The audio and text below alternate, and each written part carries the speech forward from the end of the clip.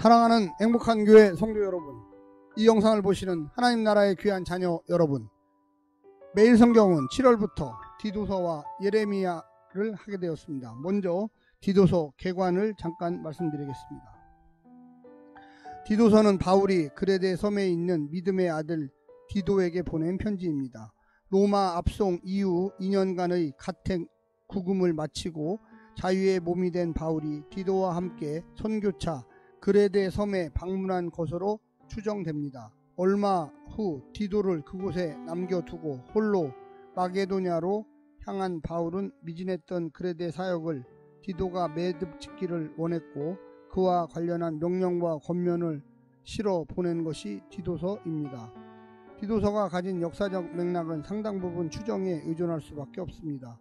왜냐하면 바울의 구금 이후의 행적과 그레데 사역을 확인할 객관적 자료가 턱없이 부족하기 때문입니다. 그럼에도 디모데 전 후서와 교부들의 외적 증거를 토대로 역사적 재구성을 시도해 볼 수 있을 것입니다. 오늘날 디도서는 마치 그레데 섬의 위치처럼 바울의 주요 서신에서 동떨어진 채 독자들의 관심 밖에 있어 온 것도 사실입니다. 하지만 묵상을 통해 디도서에 새겨진 바울의 목회적 열정과 비전을 확인하면서 오늘날 우리의 교회를 향해 외치는 바울의 음성을 들을 수 있기를 기대해 봅니다. 역사적 재구성. 첫 번째, 목회서신. 바울이 쓴 13개 편지 중 디모데 전후서와 디도서는 시기상 정경 순서상으로 마지막 부분에 위치합니다. 바울이 믿음의 아들로 언급할 정도로 두터운 신뢰와 끈끈한 관계 속에 동역해온 디모데와 디도에게 보내는 편지들입니다. 특별히 바울은 디모데, 에베소 교회와 디도, 그레데 교회들을 파송하면서 교회를 든든히 세우기를 원했고 그 일을 위해 두 목회자에게 명령과 권면을 담아 보낸 편지이기에 이 세 서신서를 목회서신이라고 18세기 이후부터 부릅니다. 수신자가 개인적으로 정확히 명시되어 개인적인 편지로 치부될 수도 있지만 사실 교회 전체 공동체에게 수신자로 의도한 편지일 수도 있습니다. 바울이 아끼고 사랑했던 두 동역자에게 보내는 편지인 만큼 그는 심리적 상태와 감정이 매우 진하게 묻어납니다. 하지만 19세기 초부터 새 편지에 대한 바울 저작서를 부인하는 주장들이 끊임없이 등장했고 나름 호응도 얻어왔습니다. 주장의 근거를 크게 세 가지로 분류할 수 있는데 첫 번째, 목회 서신에 나타난 문체입니다. 바울의 다른 편지들과 비교해 단어, 어휘, 문장 구조 등이 낯설다는 것입니다. 이것은 두 번째 근거인 신학적으로도 확대됩니다. 문체의 차이가 결국 신학의 차이를 만들어낸다는 것입니다. 무엇보다 의구심을 자아내는 요소는 새 편지의 역사성입니다. 바울의 행적을 역사적으로 잘 그려준 사도행전 저자 누가는 마지막을 로마 압송 후 2년 동안 복음 전하는 바울의 모습을 끝으로 역사의 이후의 역사를 들려주지 않습니다. 문제는 바울 서신이 바로 사도행전 역사 밖에 있다는 것입니다. 이는 새 서신의 단편적인 정보들을 다른 편지들과 유기적으로 연결해 재구성해야 하는 어려움을 수반하고 있습니다. 두 번째는 바울의 행적과 제5차 전도 여행. 회심 후 바울은 3번의 전도 여행을 단행합니다. 구브로 섬을 포함한 내륙 중심의 사역을 펼쳤는데 터키 남부와 서부, 그리스 북부와 남부 해안선을 따라 이동하면서 교회를 개척했습니다. 3년간의 에베소 사역이 주를 이루었던 3차 전도여행 때는 이미 세워진 교회들이 직면한 다양한 문제들과 예루살렘 교회와 이방 교회의 관계를 아우르는 연합사역에 힘을 쏟았습니다. 마침내 자신의 숙명을 예감한 바울은 제자들의 만류에도 불구하고 예루살렘으로 돌아가 체포됩니다. 재판 후 로마로 압송되는 과정에서 드디어 처음으로 그레데가 등장했습니다. 바울을 호송하던 무리는 터키 남쪽 해안선을 따라 누기아 무리에서 로마행 상선으로 환승합니다. 배가 그레데 섬을 거쳐 지중해를 빠져나오던 중 광풍을 만나 모두 죽게 되었는데 간신히 멜리데 섬에서 목숨을 건집니다.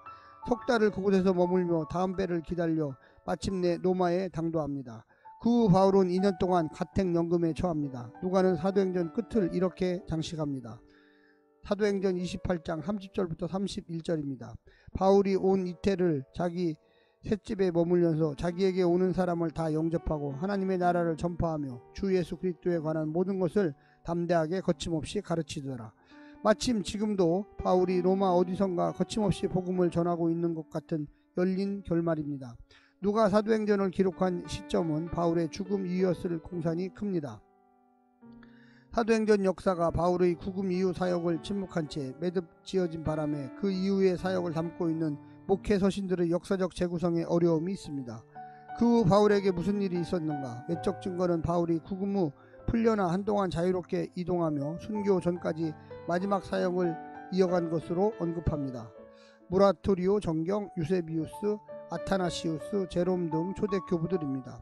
여기에 대한 흔적을 로마서 1부 15장 23절부터 28절과 빌레몬서 그리고 목회 서신으로부터 취합해 볼 수가 있겠습니다. 예루살렘에서 로마 호송을 바울의 사체야 전도 여행이라 한다면 마지막 2년의 전도 여행을 바울의 5차 전도 여행으로 명명할 수 있을 것입니다. 로마 구금 당시 디모데는 바울 곁을 지켰던 동역자 중 하나였습니다. 당시 이단이 득세에 심각한 위기에 처한 에베소 교회 상황이 전해지자 바울은 디모데를 급히 에베소로 파송합니다. 디모데전서 1장 3절과 7절 바탕을 두고 있습니다. 비록 구금 중이었지만 바울은 동쪽으로는 교회들의 안위를, 서쪽으로는 스페인 복음 전도의 열망을 땅끝까지 붙들며 하나님의 섭리에 기대고 있었습니다. 마침내 자유의 몸이 되었습니다. 바울이 스페인 서바나를 방문을 했다면 바로 이 시점이었을 것입니다. 디도와 동행했는지 알 수는 없지만 바울과 디도의 그레데 행을 조심스레 그 시점에 연결 지어볼 수 있습니다. 왜 지중해 한복판에 있는 그레데였을까요?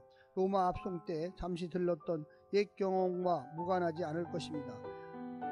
여하튼 바울과 디도가 그레데 섬을 방문해 복음을 전했고 얼마 지나지 않아 바울은 디도를 남겨준 채 마게도냐 방문을 서두릅니다. 고린도, 에베소 그리고 그레데는 지도상으로 거의 정삼각형을 이룹니다. 아래 꼭지점이 그레데입니다. 마게도냐는 동쪽으로는 에베소, 서쪽으로는 마게도냐 교회들과 남부 고린도 교회의 상황을 점검할 수 있는 선교적 요충지로 보입니다. 마게도냐로 가던 중 밀레도에 이르렀을 때 에베소의 디모데가 믿음의 아버지 바울을 만나러 옵니다. 구금 이후 첫 만남입니다. 바울은 만남 이후 헤어질 때 디모데가 흘렸던 눈물을 인상 깊게 기억합니다. 디모데를 그렇게 다시 이리 때가 득실거리는 에베소로 보낸 후 마게도냐에 도착한 바울은 에베소로 디모데 전서를 그리고 그레데로 디도서를 써 보낸 것으로 추정됩니다. 바울은 비교적 따뜻했던 아가야 서해 니고폴리에서 가동할 계획이었습니다. 바울은 디도에게 임무 완성과 함께 후임 두기도가 당도하면 급히 니고폴리로 올 것을 명령합니다. 계획대로 디도는 니고폴리로 돌아와 바울과 제외한 후 곧바로 북부 다마디아로 또 다른 임무로 보냄을 받습니다. 바울의 체포 시점은 그 어간일 것입니다. 세 번째는 바울과 디도 그리고 그레데. 바울이 특별히 믿음의 아들이라 칭하는 세 사람이 디모데, 디도 그리고 오네시모입니다. 그중 디모데와 디도는 목회를 위해 파송한 목회자로서 디도가 디모데보다 연장자로 보입니다. 디도에 대한 정보는 디모데에 비해 현저하게 적습니다. 사도행전에 7번 등장하는 디모데와 달리 디도는 아무 흔적도 소개되지 않습니다. 목회 서신을 제외하고 그의 이름이 가장 먼저 등장하는 바울 서신은 갈라디아서입니다. 바울과 바나바는 1차 전도여행을 마치고 예루살렘을 방문했을 때 디도를 대동합니다. 바울은 그를 헬라인 디도라 칭하며 이방 사역의 열매처럼 소개합니다. 디도가 집중적으로 등장하는 또 다른 서신서는 고린도 후서입니다. 바울과 고린도 교회 사이에서 디도의 역할은 매우 중요했습니다. 고린도 교회는 내부적 갈등으로 심각한 위기에 처했고 설립자 바울과의 갈등도 심화되어 가고 있었습니다. 당시 바울은 에베소 사역만으로도 힘겨웠지만 고린도 교회의 문제에 심혈을 기울여 대처합니다. 두 번째 편지 고린도 전서를 디모데 손에 들려 보냈지만 해결점을 찾지 못했습니다. 바울 자신이 수습차 단행했던 긴급 방문도 적잖은 파장을 야기했습니다. 세 번째 편지 이른바 눈물의 편지로 알려진 잃어버린 편지를 디도편에 보냅니다. 드로아에서 만나기로 했던 디도가 좋은 소식을 가져오기만을 간절히 바라며 기다렸던 것이지만 시간이 매우 더뎠습니다. 참지 못한 바울은 마게도냐를 향합니다. 그 길은 바울에게 가장 고통스러운 여정 중 하나였을 것입니다. 그러나 마게도냐에서 드디어 디도를 만났습니다. 디도가 무척 반가운 소식을 가져왔습니다. 그리고 보낸 편지가 네 번째 편지 고린도 후서입니다. 그때 바울은 매우 중요한 일을 매듭짓기 원했습니다. 마게도냐 교회들이 극심한 기근에 처한 예루살렘 교회를 위해 구제기금을 마련해 전달하고자 했는데 바울은 디도를 고린도 교회로 다시 보내 그 일을 마무리 짓게 했습니다. 바울에게는 디도는 동료, 동역자, 교회 사자 그리고 그리스도의 영광이나 칠할 만큼 각별한 사이였습니다. 무엇보다도 동일한 성령으로 동역했던 믿음의 아들입니다. 바울과 전도 여행 이후 남겨진 디도는 바울이 주문한 명령과 당부를 잘 수행한 후 후임 두기고에게 바통을 넘겼습니다. 그리고 바울과 잠시 합류한 뒤 또 다른 사역을 감당할 것으로 보이며 훗날 교부들의 전승에 따르면 디도는 어느 시점에서 다시 그레데로 돌아와 감독이 되었습니다. 그렇다면 그레데는 어떤 곳입니까? 사도행전 초반 이른 시기에 그레데에 대한 유의미한 정보가 등장합니다. 오순절 성령 강림 때 그 현장에 그레데 출신들이 있었습니다. 물론 그들이 그레데로 돌아가 교회를 세웠다는 말은 아닙니다. 디도서가 암시하는 교회는 비교적 신생교회로 보입니다. 그 다음으로 위에서 언급한 바와 같이 바울의 로마 압송 과정에서 배가 잠시 들렀던 장소로 그레데가 등장합니다. 그때 바울이 그곳에 복음을 전했을 가능성은 낮습니다. 이외에 그레데에 대한 초대교회 정보는 전무합니다. 그러나 그레데는 로마 세계에서도 잘 알려진 섬이며 적잖은 디아스포라 유대인들이 거주할 정도로 구브로, 사이프러스와 견줄만한 섬이었습니다.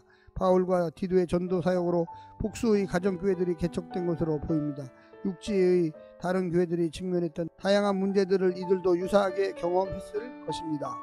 네 번째, 저자와 수신자. 19세기 이래 바울 저작서를 부인하는 중요한 이유들은 문체, 어휘의 차이, 교회 조직과 구조에 대한 관심, 교리와 이단에 대한 교훈 등을 꼽습니다. 이런 내용들이 여타 바울 서신과 차이를 보인다는 이유에서 바울 저작을 부인합니다.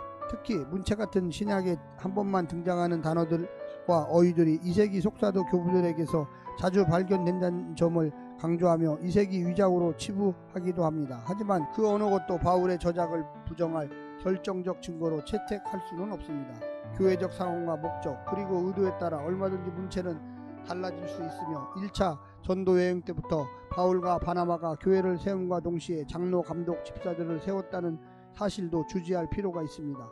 디모데 전서와 디도서가 거의 동시에 기록되었을 것으로 추정되며 수신자는 각각 디모데와 디도임에 틀림없습니다. 다섯 번째, 구조와 내용. 1장 1절부터 4절 인사말, 5절부터 9절 그레데에서 디도의 역할과 사역, 10절부터 16절 교회를 위협하는 대적자들, 2장 1절부터 10절 바른 교훈에 합당한 신앙윤리, 11절부터 15절 신앙윤리의 신학적 근거, 3장 1절부터 2절 리더들을 향한 추가 권면, 3절 변화되기 전 우리, 4절부터 6절 하나님이 베푸신 구원, 7절 변화된 우리, 8절부터 11절 마지막 권면, 12절부터 15절 맺은말 중심 이야기들을 좀 해보겠습니다. 첫 번째는 교회 조직과 리더의 중요성. 초대교회가 조직의 필요성을 느낀 것은 크게 두 가지 이유로 보입니다. 우선 교회를 그리스도의 유기적 몸으로 여겼고 성장과 성숙을 통한 건강한 연합을 목적으로 하는 신학적 이해 때문일 것입니다. 또한 교회는 본질상 세속적 반대에 직면할 수밖에 없었는데 그 과정에서 조직의 필요성은 절실했습니다. 교회의 거룩성을 보호하고 세속성에 대응하며 세상 속 교회로서의 사명을 감당하기 위함입니다. 따라서 목회자요 사역자인 디도는 바울의 교훈을 따라 리더를 세워야 합니다. 장로 또는 감독자는 교회를 바로 세우기 위해 스스로 신앙과 신학의 확실한 모범이 되어야만 합니다. 젊은이로부터 늙은이까지, 종에서 주인까지 리더십이 반드시 필요했습니다. 바울은 리더에게 필요한 신앙과 신학의 중요성을 강조합니다. 바른 신학은 바른 신학에 근거하기 때문입니다. 두 번째, 교리의 중요성. 교회 안에 바른 신앙을 세우기 위하여 바른 신학을 잘 배우는 일은 무척 중요합니다. 그런데 교회들이 비교적 신생교회라는 사실을 뒷받침해주는 증거가 3장 4절부터 7절에 등장하는 교리적 가르침입니다. 사도적 정성과 바울 사상이 어우러져 잘 짜인 교리적 진술입니다. 교회의 리더십은 바로 이런 신학적 가르침에 근거합니다. 리더가 건전한 신학에 견고히 서고 그들의 가르침을 통해 모든 교우가 믿음과 신앙을 배웁니다. 교리의 핵심은 하나님이 예수로 행하신 일입니다. 성서의 신앙은 그것에 기초합니다. 두 번째는 이단 사상. 비록 짧은 사역 기간이었지만 바울은 그레데의 종교적 토양을 잘 알고 있었습니다. 늘 그랬듯이 복음과 교회를 위협하는 대표적 그룹은 유대인들이었습니다. 그는 특별히 할례당으로 명확하게 대상을 규정하며 그들의 거짓된 가르침을 강하게 비판합니다. 율법에 창념하며 복음을 왜곡하는 유대인들과의 다툼은 반드시 피해야 합니다. 그들은 분명 행위 중심의 신앙을 전면에 내세워 은혜의 복음을 약화하려 했을 것입니다. 또 다른 사상은 원시 영지주의와 그리스 신화가 맞물린 형태의 독특한 혼합적 신비주의입니다. 이것은 그레데 섬이 오랜 역사 동안 간직해온 정서와 조응의 독특한 세계관을 형성했기 때문입니다. 주전 6세기 한 예언자가 꼬집었던 그레데 사람들의 정서는 여전했습니다. 에베소만큼은 아닐지라도 헬라 신화와 원시 영지주의적 지혜 사상이 그레데 섬까지 미쳤을 가능성이 아주 높습니다. 마지막 네 번째는 공정성. 디도가 성도들에게 담대히 가르쳐야 할 바른 교훈은 그들의 정체성과 그에 걸맞는 삶에 관한 것입니다. 그것은 세워질 리더들만 요구되는 삶이 아닙니다. 예수로 말미암아 하나님의 은혜는 모두에게 나타났습니다. 그러므로 그들은 세상 정욕을 버리고 경건한 삶에 헌신해야 합니다. 그런데 바울은 교회가 세상 가운데 있고 성도는 세속 가운데 산다는 점을 강조합니다. 죄로 오염된 세상 속에서 성도들은 깨끗한 마음으로 선한 일에 열심을 내야 합니다. 그것이 하나님의 백성됨입니다. 특별히 세상 통치자들과 권세 남은 자들에게 복종하고 순종해야만 합니다. 거룩의 정체성을 훼손하는 무조건적 복종과 순종은 아닙니다. 선을 행하며 온유함으로 교회가 가진 세상을 위한 공적 책임을 다하기 위함입니다. 그렇게 사는 삶이 복스러운 소망 중에 그리스도의 영광의 나타내심을 기다리는 성도의 자세입니다. 디도서의 현대적 적용. 바울 저작에서 디도서는 그레데 섬처럼 외딴 섬과 같습니다.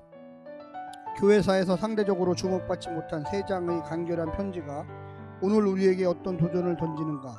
중심 주제를 근거해서 질문 형식으로 세 가지만 간략하게 살펴보겠습니다. 첫째는 우리 교회는 건강한 리더십을 가지고 있는가? 바울은 디도를 전면에 내세워 리더십의 본이 되게 합니다. 더불어 디도가 세워야 할 리더들의 조건을 명료하게 제시합니다. 예를 들어서 장로를 보면 가정에서부터 매우 모범적 신앙을 구현해야만 합니다. 그리고 공동체와 사회 속에서 엄격한 도덕적 기준에 부합해야 하고 무엇보다 말씀에 따른 순종의 삶에 헌신해야 합니다. 오늘날 직분자들이 짊어지고 있는 영적 신앙적 책무의 무게는 무척 가벼운 것 같습니다. 리더의 위치를 대수롭지 않게 여기며 직분은 그저 명찰에 지나지 않은 것은 아닌지 생각해 봐야만 합니다. 주님의 몸된 교회가 그들의 섬김과 헌신으로 잘 세워질 것을 모든 성도가 기대하는지, 리더의 교회 안과 밖의 삶에 일치가 있는지 자문해 봐야만 하겠습니다. 두 번째는 우리 교회는 바른 신학 위에 서 있는가? 설교 강단에서 바른 신학이 설파되고 있습니까? 성도의 삶을 교훈하는 교육과 훈련의 동기와 근거로 건강한 신학이 바르게 놓여 있습니까? 교회 안에 바른 신학을 세우는데 무엇보다 중요한 것은 설교 강단일 것입니다. 신학은 하나님이 하신 일에 대한 담대한 선포, 캐리그마로 표현됩니다. 오늘날 많은 강단에서 선포가 실종되고 퍼포먼스와 교양이 그 자리를 대신하고 있는 것이 매우 씁쓸합니다. 설교자가 설교를 통해 성도의 삶을 끊임없이 강조할 텐데 그 설교를 통한 동기부여가 과연 바른 신학에서 비롯되는지 스스로 경계하고 채찍질해야만 하겠습니다. 바른 신학이 부재한 바른 삶은 어불성설입니다. 마지막으로 우리 교회는 교회로서 공공의 책임을 다하고 있는가? 이것은 다만 사회 참여를 의미하는 것이 아닙니다. 교회가 신앙을 구현하는 삶의 자리가 세상이라는 뼈저린 인식을 결코 양보하지 않는다는 것을 의미합니다. 세상과 타협하지 않아도 세상을 위해 존재하는 유일한 공동체로서 교회의 정체성과 가치를 말하는 것입니다. 세상 속에 스스로 고립된 배타적이고 이기적인 기득권 세력이 아니라 세상을 살리고 섬기는 우리만 할 수 있는 그 일에 헌신하고 있느냐를 묻는 것입니다. 세상에서 자신의 회원이 아닌 비회원을 위해 존재하는 유일한 공동체가 교회라고 외친 윌리엄 템플의 말을 귀를 기울여야 합니다. 부디 2000년 전 오늘의 교회에 띄운 바울의 짧은 편지에서 교회로서의 우리 자신을 꼼꼼히 비춰보기를 바랍니다. 감사합니다. 이제부터 7월 1일 첫 번째 매일 성경을 시작하겠습니다.